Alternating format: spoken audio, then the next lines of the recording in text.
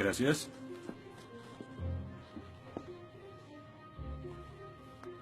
Disculpe, señor... Wheaton. Josh Wheaton. Señor Wheaton, ¿le pasa algo?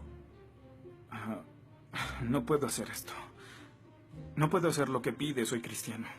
No, no se preocupe, aún puede regresar a su dormitorio, arrodillarse y llorar al lado de su cama si quiere. Lo que haga con su vida es su problema, pero lo que haga aquí en la clase es el mío.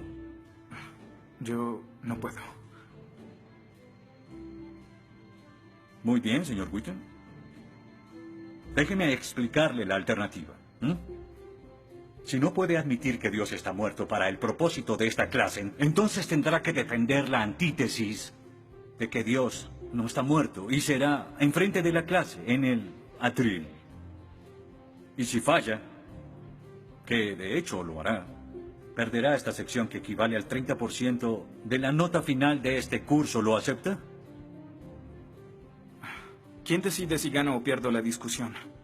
Pues yo lo haré. Es mi clase. Yo dirijo. La evaluación es mi privilegio. Con todo respeto, pero no creo que sea objetivo. ¿Y qué es lo que propone? Bien.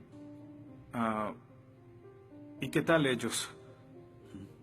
Bien, es interesante, pero ¿por qué darles el poder a ellos? Ya los convenció. Lo que debo hacer es desconvencerlos, para que admitan su error.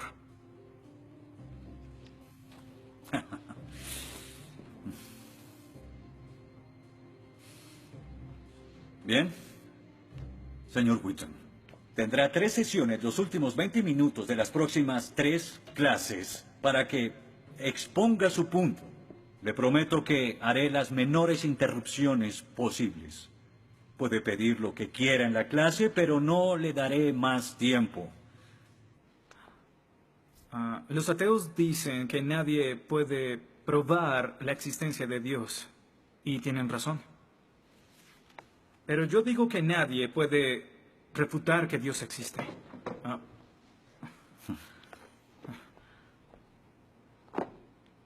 Pero la única forma de debatir este asunto es observando la evidencia disponible. Y es lo que vamos a hacer. Pondremos a Dios en un juicio. Con el profesor Radisson como fiscal y yo como el abogado defensor. Y ustedes como el jurado. La mayoría de cosmólogos están de acuerdo con que el universo empezó hace 13.7 billones de años en un evento conocido como la Gran Explosión.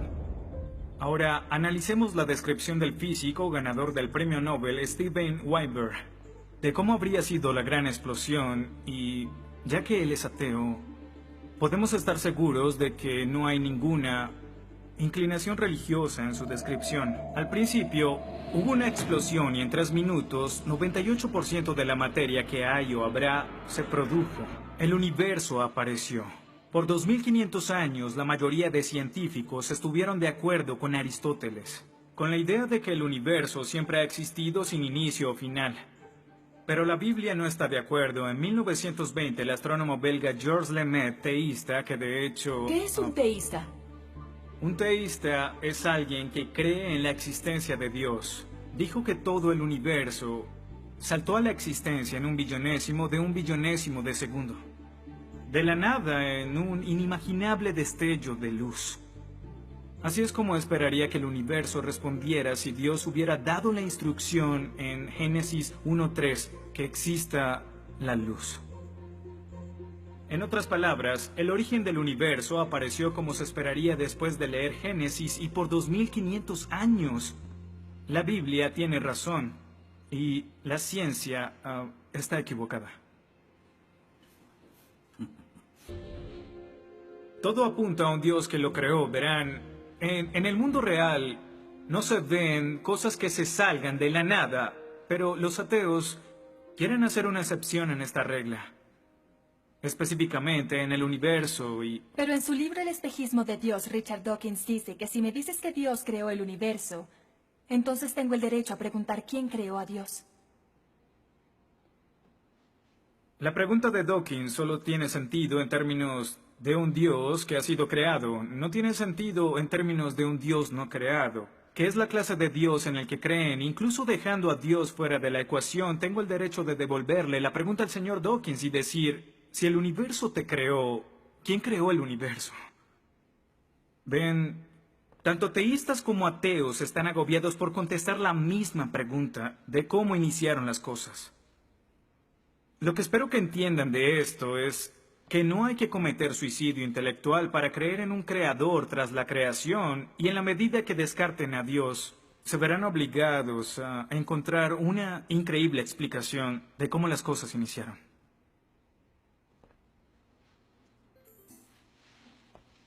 Me imagino que estás satisfecho con tu presentación.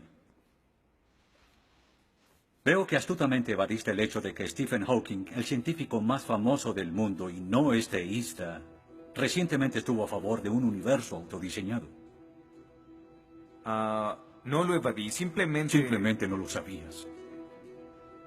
Bien, veamos lo que el profesor Hawking, profesor lucasiano de física de Cambridge, quien ahora ocupa la silla usada por Sir Isaac Newton, tiene que decir sobre el origen del universo. Y cito: ya que hay una ley como la gravedad, el universo puede y se creará de la nada. Creación espontánea es la razón. Hay algo en lugar de nada. Por eso es que el universo existe. Nosotros existimos. No es necesario invocar a Dios para tener al universo en movimiento.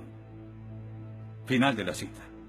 Nunca ibas a mencionar su comentario, pero su opinión se mantiene. ¿Qué respondes?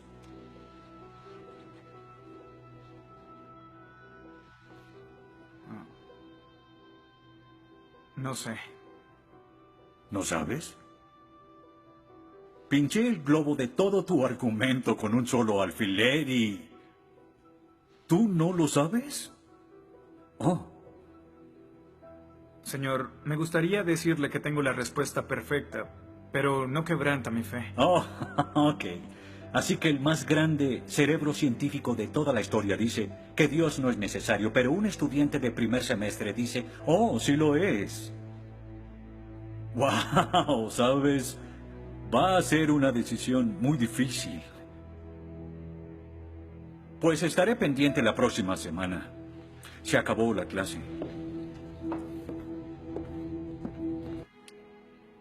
Gracias a una ley como la gravedad, el universo puede y se creará de la nada. Y para ser honesto, no sabía cómo refutarlo. Después de todo, es cierto que Hawking es un genio.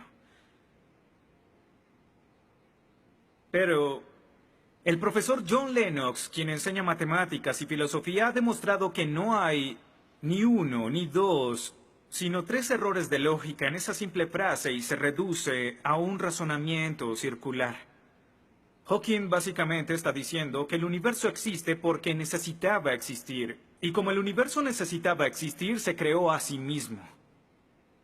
Es como si les dijera que la carne enlatada es la mejor que haya existido porque en toda la historia no hay comida que sea mejor.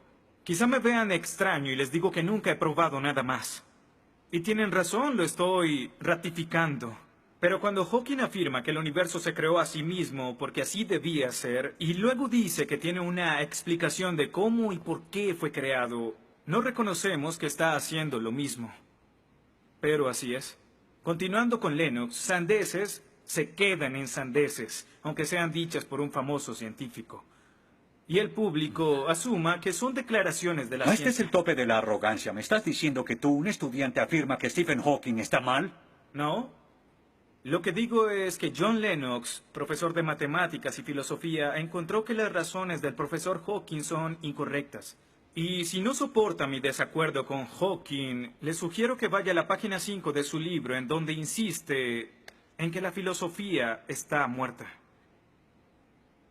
Y si está tan seguro de la infalibilidad de Hawking y la filosofía realmente está muerta, entonces no hay necesidad de esta clase. El mal.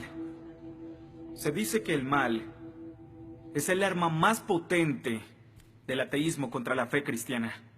Después de todo, la existencia del mal nos lleva a una pregunta. ¿Y si Dios es tan bueno y tan poderoso, ¿por qué permite que el mal exista? La respuesta a esto es muy simple. Libre albedrío. Dios permite que el mal exista por el libre albedrío. Desde el punto de vista cristiano, Dios tolera el mal en este mundo por un tiempo para que un día todos los que eligieron amarlo estén con Él en el cielo, apartados del mal, pero con el libre albedrío intacto. En otras palabras, la intención de Dios con el mal es destruirlo un día. Oh, qué conveniente.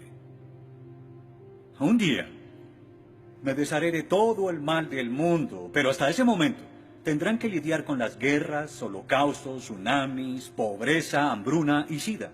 Que se diviertan. Luego nos enseñará sobre el absolutismo moral. ¿Pero por qué no? El profesor Radisson, quien claramente es ateo, no cree en absolutismo moral, pero en su programa dice que planea hacernos un examen en la última semana. Apuesto a que si consigo una A en el examen haciendo trampa, inmediatamente empezará a sonar como un cristiano insistiendo que está mal hacerlo. ¿Y qué base tendría él? Si el propósito de mis acciones es lograr el éxito, entonces, ¿por qué no podría hacerlo? Para los cristianos, el punto de la moralidad, lo que constituye lo bueno y lo malo, es una línea directa que nos conduce hacia Dios. Oh, estás diciendo que necesitamos a Dios para ser morales, que una moral atea no es posible. No, pero sin Dios no hay una razón para ser moral, no habría un estándar para el comportamiento moral. Para los cristianos, mentir, robar, hacer trampa en un examen para lograr una calificación que no merezco está prohibido. Pero si Dios no existiera, según Dostoyevsky, este es el punto. Ahora, si Dios no existe, entonces todo es permitido. Y no solo es permitido, sino sin sentido. Si el profesor Radisson tiene razón, entonces nuestra lucha, nuestro debate, lo que decidamos aquí no tiene sentido. Nuestras vidas, nuestras muertes no serán diferentes a las de un pez dorado. Oh, qué ridiculez. Después de toda tu charla, ¿quieres decir que solo hay una opción? Creer o no creer. Así es. Eso es todo. De eso se trata todo. La diferencia entre su posición y la mía es que usted les quitó su elección. Les exigió que eligieran la casilla marcada con no creo. Sí, porque quiero liberarlos. Porque la religión es como un virus mental que los padres han heredado a sus hijos. Y el cristianismo es el peor de todos. Lentamente se mete en tu vida cuando estás débil, enfermo o indefenso. ¿La religión es una enfermedad? Sí. Sí, infecta todo. Es la enemiga de la razón. ¿Razón?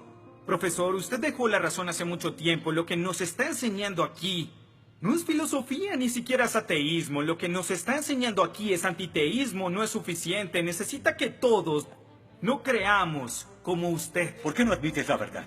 ¿Quieres enredarlos en tu primitiva superstición? Lo que quiero es que tomen su propia decisión. Eso es lo que Dios No sabes quiere. cuánto voy a disfrutar reprobándote. Pero ¿a quién realmente quiere reprobar, profesor? ¿A mí? ¿O a Dios?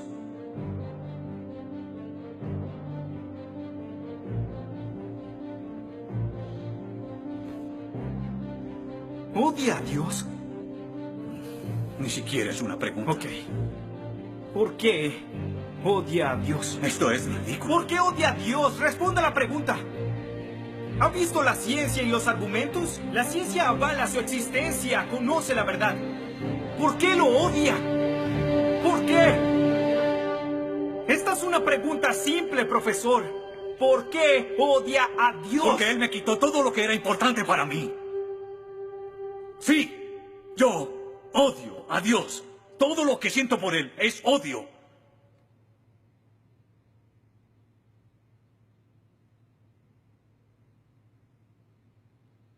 ¿Cómo puede odiar a Dios si no existe?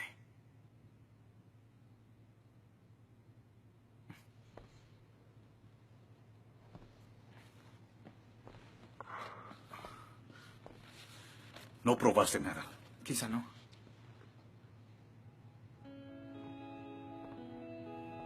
Ellos deben elegir.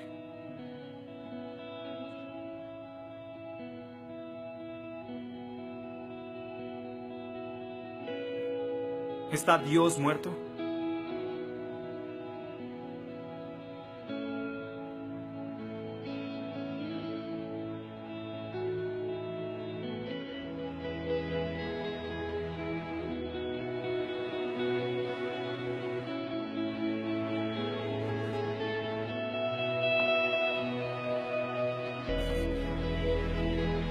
Dios no está muerto. Dios no está muerto. Dios no está muerto. Dios no está muerto. Dios no está muerto. Dios no está muerto. Dios no está muerto. Dios no está muerto. Dios no está muerto. Dios no está muerto.